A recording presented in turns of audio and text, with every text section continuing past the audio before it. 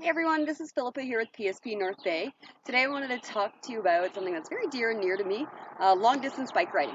For those that know me or those that aren't familiar with me, I love long distance bike rides, and long distance bike rides are what I classify as at least an hour in length or longer. And if you're looking at a distance definition, which some people may, depending on how fast you bike or your level of experience, it's anywhere between 20 or 30 kilometers as a minimum, and then you're going higher from there. So not really for the faint of heart, but certainly something that everyone should get out and try and enjoy the summer, because there is a lot of fulfillment that you get out of these bike rides, and they are fun to do as a family as well if you do have an active family. So, and I'll talk to you about it. If you don't have an active family, there'll be a helpful hint for that one. As always, just make sure that you're following your doctor's recommendations if you are just starting out on bike riding, and if you're not sure where you should go for those directions, check out the links that are at the start of this video as well as in our post body. So those links are going to help you determine if you are a little bit more at risk or less at risk and what you should do from there. All right, so here are 15, 1 and 5, 15 hints for you to do long distance bike rides. So the first one, it should go without saying, pace yourself. You get out of the bat and you burn it out, you're going to burn it out, right? You're not going to be able to make it throughout the whole thing. So you want to make sure that you're pacing yourself. And a pace, if you're looking for an RPM, so the reps per minute, or how many times your legs are going around your pedal stroke, we're looking at about 90 RPM is the ideal speed for long distance rides. That's not always going to be maintained throughout those ups and downs when we're doing the hills, but 90 RPM is kind of what your gauge is. So if you are a spin class participant, 90 RPM, you know that's closer to a sprint than it is to a saunter. So pace yourself.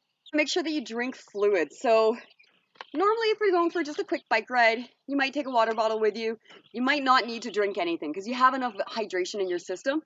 Really, you want to make sure that you're drinking about 1 water bottle per hour on the road. And the other thing to note is nutrition. So if you are going for those long bike rides, taking those breaks every 15 minutes for hydration, we can also add in 1 or 2 bites of food. So if you are going for those 2, 3, 4 hour long bike rides, you definitely need to have some nutrients going through your system to make sure your muscles aren't degrading too much.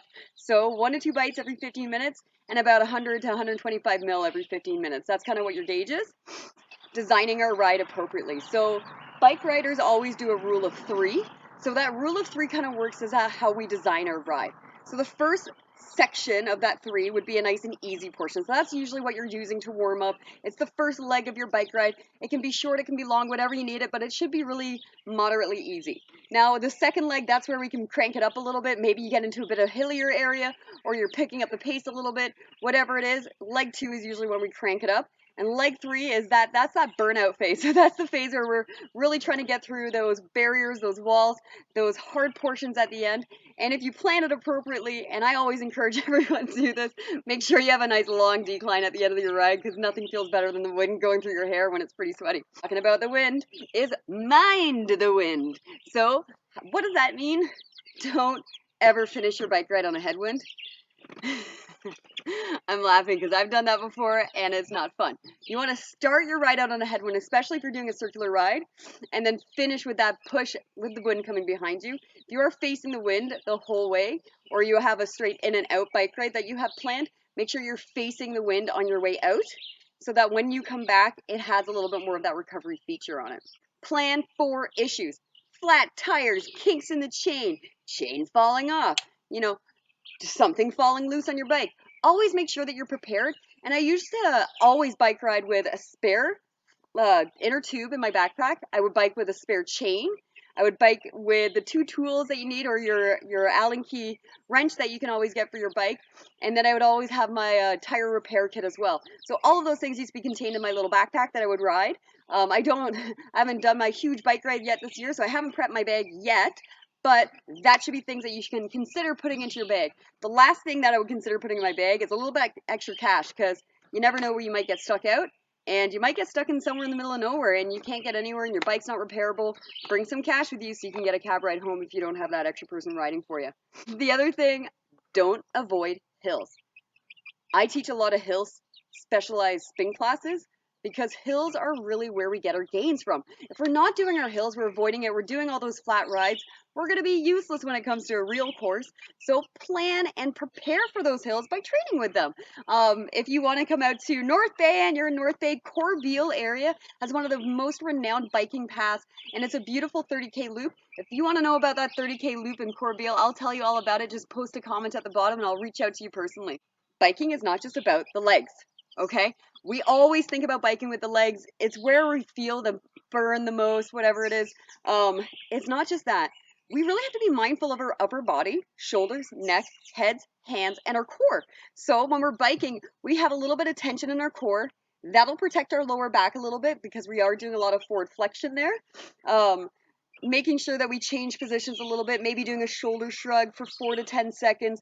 You're finding your tightness and then pulling it down, really pulling those arms down, maybe stretching one arm towards the sky as we're biking, or lifting the head or dropping the head down, because I know myself, if I'm biking, I'm a little bit lifted, so I am always changing my position. So biking, a lot of those long distance rides are all a mental game. Your body will get you there. I promise you, it will get you there.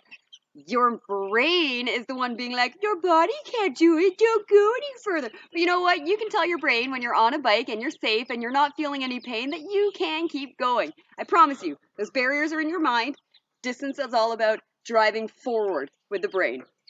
If you are not a long distance bike rider, which I know a lot of you aren't, not a lot of people have that same passion to get up in the morning and jump on a spin bike every day. Start out with small distances and build up to those longer ones. So if we're looking at an endurance training program, we usually have 2 shorter runs in the week and then we have a longer run on the weekend. It's kind of the same thing for a bike rider. For a cyclist, you start with 2 shorter runs, then you go for a little bit of a longer run on the weekend and slowly build those distances as we go through it. Again, if you want to learn a bit more about that, comment and I'll reach out to you personally. Pedal smart, making sure you're pressing down firmly and pulling back up with that foot, okay? Usually a lot easier to do when we have the clip-on or the cramp-on shoes, or if you have the rat's cage over your pedal. I'm not sure if you can see in the video there. This one doesn't have either of those. This is just a flat pedal, so this one's a little bit harder to do the pull-up, but I really do have to drive through my hamstrings to do that movement. If you want to work a little bit, or the bike ride is just too impossible for you to get your brain wrapped around, 20-40, that's your goal. 20 seconds you're going to work hard, 40 seconds you're going to take it to a recovery state. You can keep doing that, you will get through your ride, I promise you. Okay? Don't forget to use your gears, they're there for a reason. I laugh all the time at people that are biking and they're constantly up out of their saddle, they're on a flat road. I'm like, just gear down, man, and you'll be fine.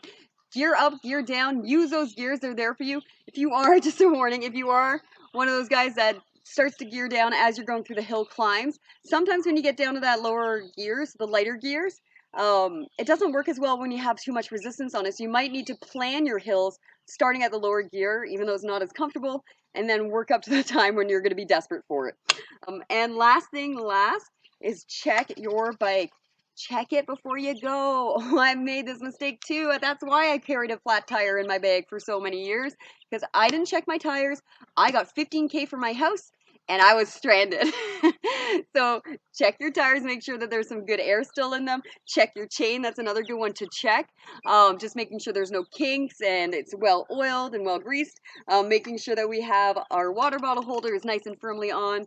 Just checking to make sure the brakes are engaging when you press down on the brakes, or our gears are all changing. There's a nice little, just playing around in your driveway for about 5 minutes before you go can save you a wealth of issues. Now, if you have any comments, questions, or problems about any of the things I've said, I'm happy to hear them. Send a message, put it in the comments there.